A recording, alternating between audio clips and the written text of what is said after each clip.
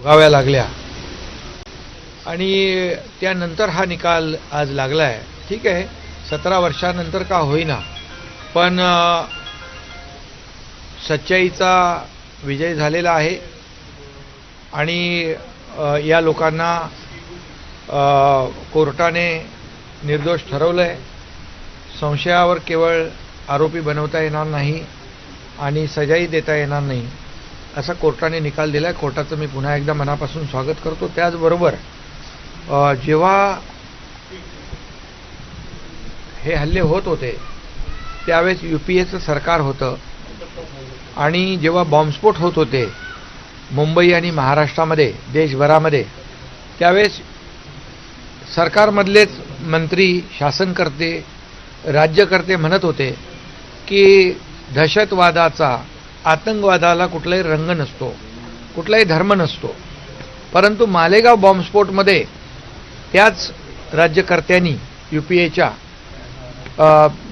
हा भगवा दहशतवाद आहे, हा भगवा आतंकवाद आहे असं त्याला नाव दिलं आणि खऱ्या अर्थाने लोकांची दिशाभूल करून लोकांचं लक्ष विचलित करण्याचं काम त्यावेळेस केलं. केवळ आणि केवळ वोट बँकेची राजनीती त्यावेळेस केली आणि भगव्यालाही आणि हिंदुत्वालाही अपमानित करण्याचं काम, कलंकित करण्याचं काम आणि आरोपीच्या पिंजऱ्यात उभं करण्याचं काम त्या काळातल्या UPA सरकारने केलं. हे अतिशय दुर्दैवी आहे आणि अतिशय खऱ्या अर्थाने हे एक षडयंत्र होतं, एक कारस्थान होतं आणि एक साजिश होती आणि त्यामध्ये या लोकांना गोवलं गेलं. परंतु जे लोक भगवा आतंकवाद, भगवा दहशतवाद म्हणाले त्याला न्यायालयाने एक करारा जवाब, एक चांगली मोठी चपराक आजच्या निर्णयाने दिलेली आहे. दूध का दूध, पाणी का पाणी झालेलं आहे. सत्याचा विजय झाला आहे आणि मी म्हणेन की सत्य परेशान हो सकता है लेकिन सत्य पराजित नहीं हो सकता है. हे आजच्या कोर्टाच्या निर्णयाने, निकालाने दाखवून दिले. राष्ट्रीय तपास यंत्रणा याला आव्हान देणार आहे. त्यांनी राष्ट्रीय तपास यंत्रणा म्हणजे NIAच्या वतीनं स्पष्ट करण्यात आलं आहे, जोही मालेगावच्या संदर्भात निर्णय आला आहे त्याला आम्ही उच्च न्यायालयात आव्हान देऊ.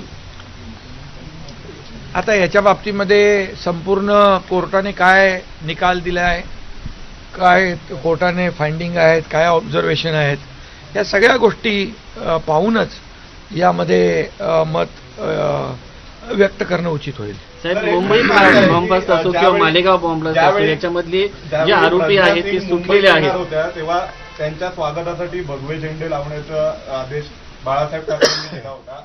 आज त्या पक्षाकडून अजून याविषयीच्या प्रतिक्रिया याच्या बाबतीत काय वाटतं? आता तुम्हाला माहीत आहे सगळं मिश्रण झालेलं आहे, भेसळ झालेली आहे.